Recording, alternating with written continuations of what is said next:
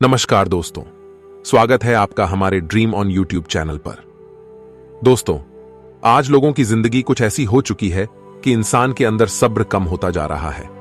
लोग चाहते हैं कि मैं आज कोई काम शुरू करूं और कल ही उसका फल मिल जाए, और ऐसा ना होने पर इंसान को बहुत क्रोध आता है। लेकिन अगर आप आज की यह गौतम बुद्ध की कहानी सुनते हैं तो आपको सब्र करने का महत्व पता चल जाएगा और फिर आप कभी भी अपने लक्ष्य से भटकेंगे नहीं। तो बिना देरी किए चलिए कहानी को शुरू करते हैं। एक बार की बात है, गौतम बुद्ध अपने शिष्यों के साथ एक गांव से दूर किसी बड़े नगर की तरफ जा रहे थे। गर्मी के दिन थे और रास्ता भी बहुत लंबा था। गौतम बुद्ध अपने शिष्यों सहित बहुत देर से चल रहे थे, जिस वजह से उन्हें बहुत प्यास लगती है। वहां से कुछ ही दूरी पर एक बरगद के वृक्ष की एक घनी छांव थी। सभी लोग उस वृक्ष के पास पहुंच जाते हैं। महात्मा बुद्ध अपने शिष्यों सहित वृक्ष की घनी छाया के नीचे विश्राम करने लगते हैं। बहुत देर से चलने की वजह से सभी का गला प्यास से सूख रहा था। यह बात बुद्ध जानते थे। बुद्ध ने अपने एक शिष्य से कहा, आप इस बरगद की छाया से 20 कदम दूर जाकर बरगद की 2 बार परिक्रमा करके वापस आओ। शिष्य वैसा ही करता है जैसा बुद्ध ने बताया। परिक्रमा के बाद जब शिष्य महात्मा बुद्ध के पास आया तो बुद्ध बोले कि क्या आपको किसी ठंडी हवा का अनुभव हुआ था? शिष्य बोला, हां महात्मा, उस उत्तर दिशा की तरफ से मुझे कुछ ठंडी हवा का अनुभव हुआ था। शिष्य की यह बात सुन महात्मा बुद्ध शिष्य से तुरंत बोले कि उसी दिशा में चले जाओ जरूर, वहां से कुछ ही दूर पर एक तालाब अवश्य मिलेगा। उस तालाब से सबके लिए पानी ले आओ।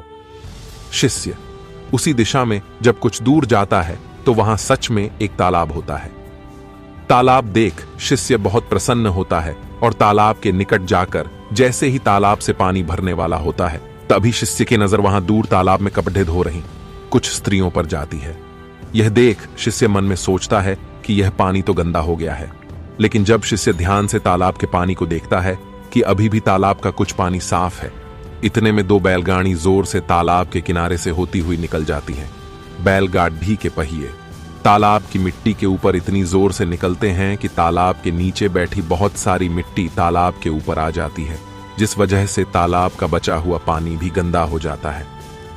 यह देख शिष्य बिना पानी लिए क्रोध में महात्मा बुद्ध के पास वापस चला जाता है।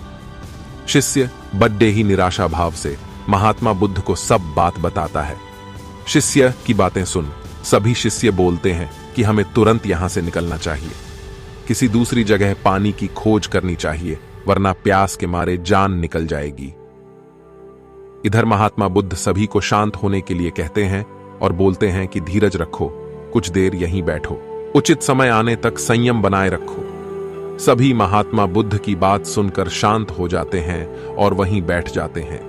कुछ समय बीत जाने के बाद महात्मा बुद्ध फिर से अपने शिष्य को उसी तालाब से पानी लाने के लिए कहते हैं। शिष्य बिना कोई सवाल किए उसी तालाब से पानी लेने के लिए फिर से चला जाता है।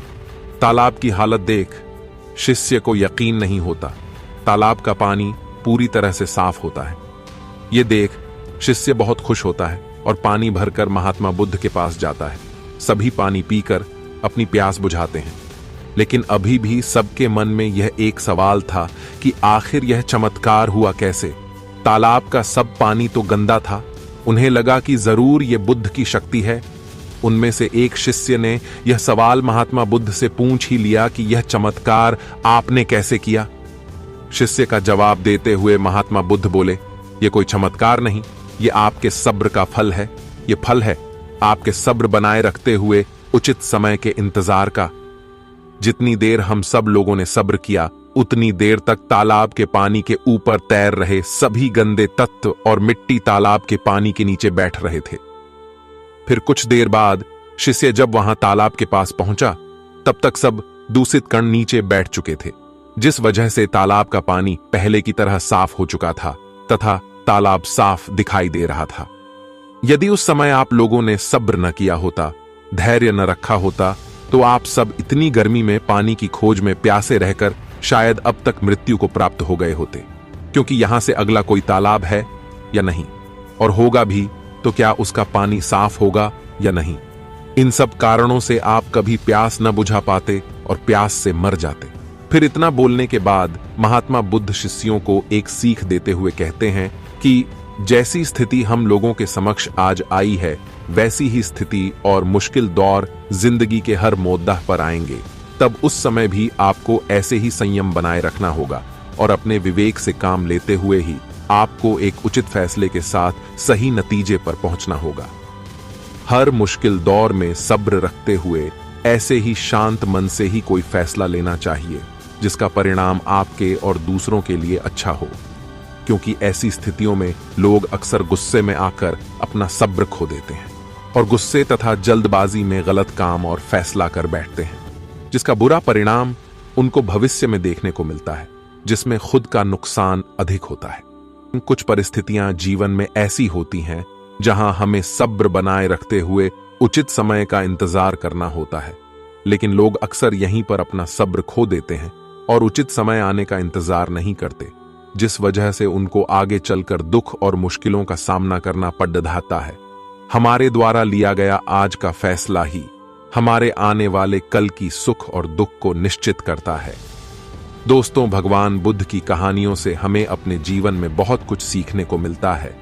हमें अपने जीवन की उन अनमोल बातों और ज्ञान का बोध होता है जो हमें हमारे जीवन में बहुत काम आती हैं। अक्सर इंसान जिंदगी में आने वाली परेशानियों के बारे में सुनकर बहुत परेशान हो जाता है, तो ऐसे में हमें ऐसी ही बहुत कुछ ज्ञानवर्धक बातें सीखने को मिलती हैं जो जीवन की मुश्किलों का सामना करने की ताकत देती हैं। बुद्ध की बातें इंसान के मन में एक सकारात्मक ऊर्जा का संचार करती हैं, जो मन में बनने वाली नकारात्मक ऊर्जा को खत्म कर इंसान को सही राह की तरफ अग्रसर करती है। तो दोस्तों, अगर आप ऐसी कहानियां प्रतिदिन सुनना चाहते हैं तो हमारे चैनल को अभी सब्सक्राइब कर लें और बेल आइकॉन को ऑल पर प्रेस कर लें, क्योंकि यहां पर हम ऐसी ही प्रेरणादायक कहानियां आपको सुनाते हैं जो शायद आपके जीवन में बदलाव ला दें।